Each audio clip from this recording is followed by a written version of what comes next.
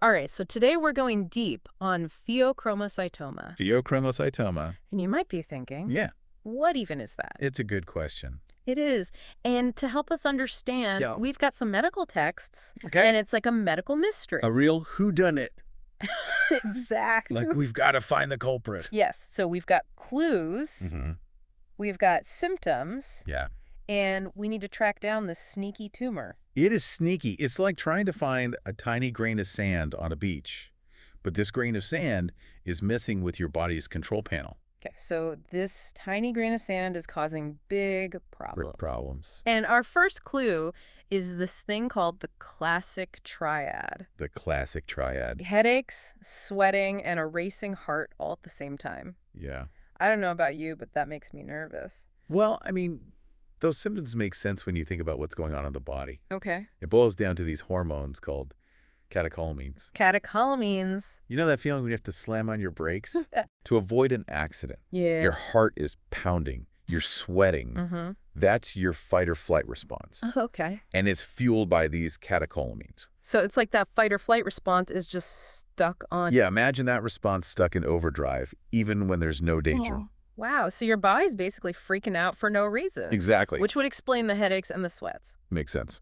It does, but here's the thing that I found surprising. Yeah. Not everyone gets all three of those classic symptoms. Right, and that's one of the things that makes diagnosis so challenging. Okay. Some people might have high blood pressure, some normal, some even low. Really? It really is like this tumor is a master of disguise. So are you saying someone could have this tumor and not even know it? It happens more often than you might think. Wow. A lot of these tumors are found by chance, Really? like during a scan for something completely unrelated, Wow. or even during an autopsy.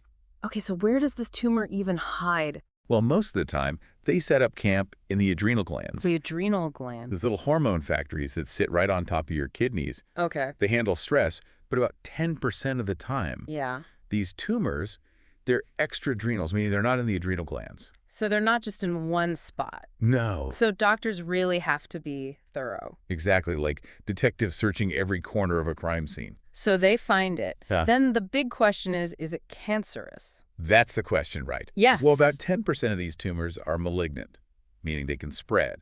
Okay. But here's the thing. Yeah. Even under a microscope, Uh-huh. they look almost identical to the benign ones. Really? The only way to know for sure if it's malignant is if it actually spreads. So even after they remove it, Yeah. they still don't know for sure. Exactly. Long-term follow-up is so important. So let's say a doctor suspects someone might have this. Ah. What's next? How do they catch it?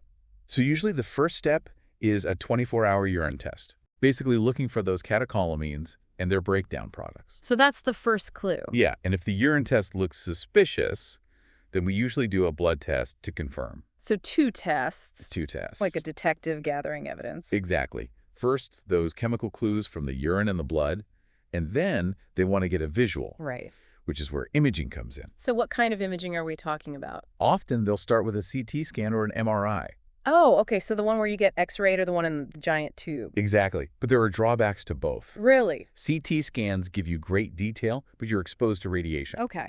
And MRIs don't use radiation, but they're more expensive Right. and take longer. So it's about choosing the right tool. It is. But what if those aren't conclusive? Well, then there's another scan called an MIBG scan. MIBG. It's more specialized, Yeah. and it uses a substance similar to norepinephrine Okay. that the tumor absorbs, Interesting. making it light up on the scan, Wow. like shining a spotlight on it. Okay, that sounds pretty high-tech. It is. But is that the most advanced option? Well, if we're concerned about the tumor spreading, we might use an FDG PET scan. What's that? It's the most sensitive test for finding out if the tumor has spread beyond its original location. So they've got a whole toolkit to find this thing They do. and to figure out what they're dealing with. Exactly. So they gather the evidence, the symptoms, the test results, and the imaging. Then they can make a diagnosis. It's really like solving a medical mystery. It is. But the journey's not over, right? Not at all. So what happens next? Well, that's a story for another part of our deep dive. Okay, we'll have to wait for that. We will. But it sounds like we've got a lot more to uncover. We do. We do. All those tests and scans Yeah. makes me think about how important it is to really talk to the patient. Oh, yeah, for sure. Like a detective interviewing witnesses. Right. Got to gather all the clues. Exactly. So what kind of questions would you ask if you suspected someone might have a pheochromocytoma? Well, I'd want to know all about their symptoms, those headaches, the Mm-hmm. sweating, the racing heart. Oh, okay. But also, like, are those symptoms constant or do they come and go? Oh, interesting. Is there any pattern to when they happen? Okay. Like, are they triggered by certain foods or activities, even medications?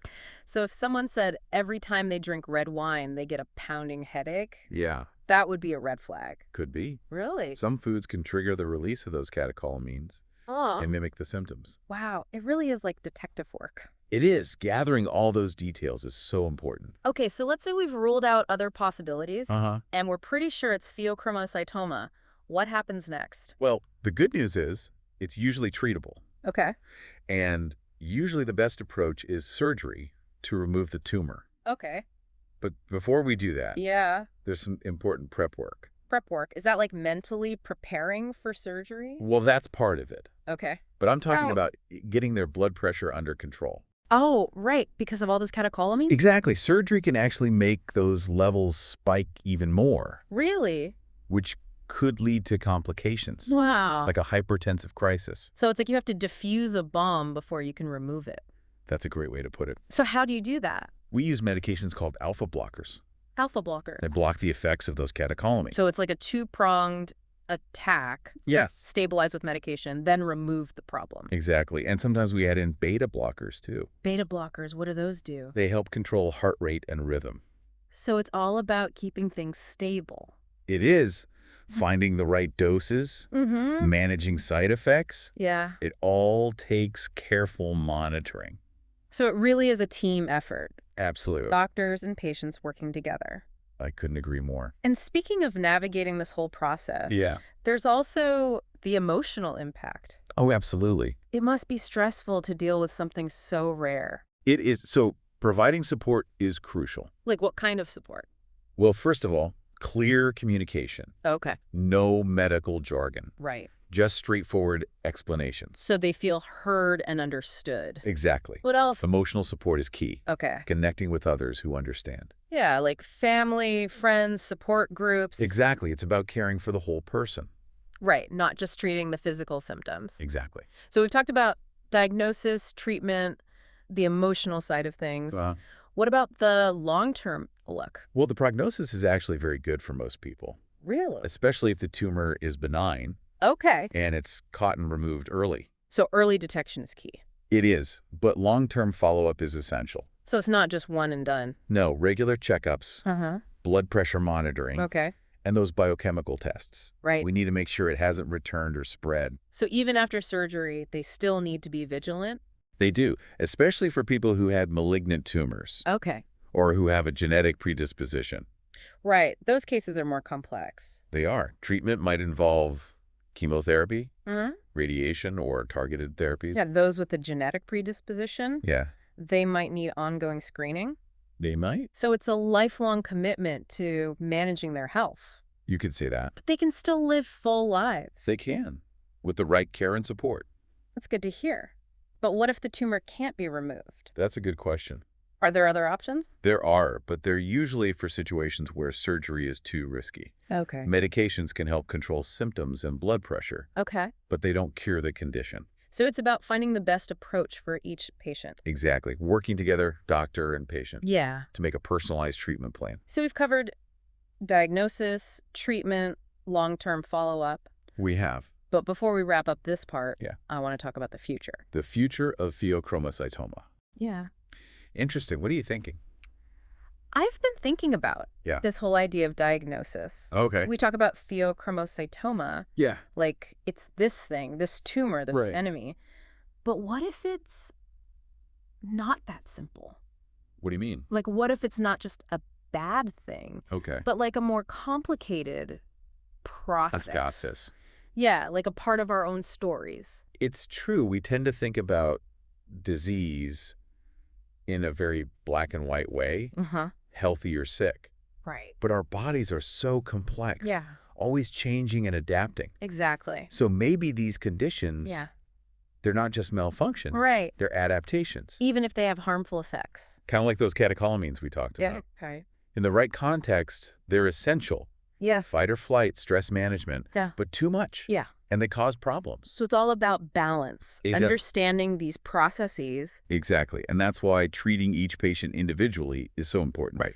No one-size-fits-all solution. It's like we're all walking a tightrope. I like that. Trying to maintain balance. And sometimes we need help. We do. And that's where medical science comes in. Right. Always developing new tools and techniques. To help restore balance. Yeah. To reduce suffering. Exactly. And improve quality of life. It really is quite a journey. It is. Trying to understand the human body. Absolutely. And we're all in this together. We are. All connected. That's what makes it so fascinating. It is. Always something new to learn. Right. More mysteries to unravel. Yeah, and more ways to connect. It's been great diving deep with you. Likewise, and to everyone listening. Yeah. Thanks for joining us on this journey. Absolutely. Into the world of Pheochromocytoma.